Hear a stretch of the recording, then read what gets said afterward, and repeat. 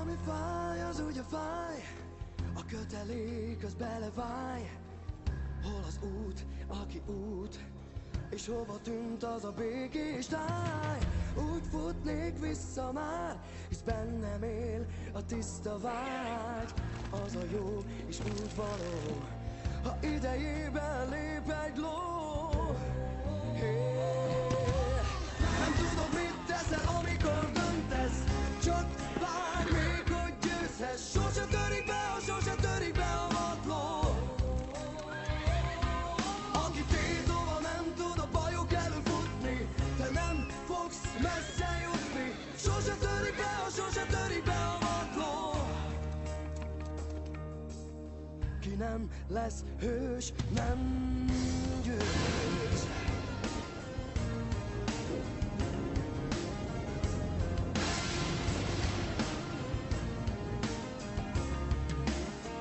Hogy fordul rosszra mind, mi baja mond, mert vétke nincs. Miért jött sorscsapás, hogy is lett ez szép út más? Hisz ami fáj, az ugye fáj, de az a bölcs, ki itt megáll.